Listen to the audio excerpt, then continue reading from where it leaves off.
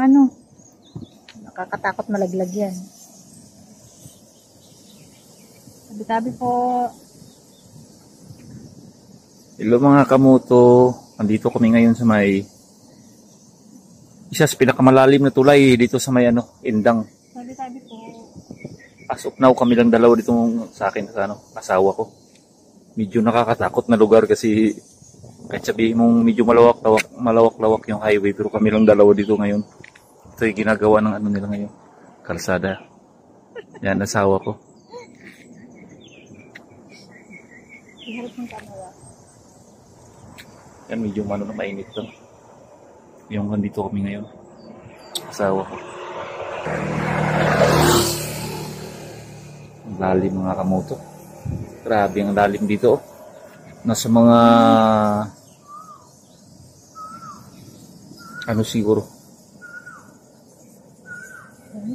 lagpas 100 feet ang lalim ng tulay na to. Grabe yung lalim.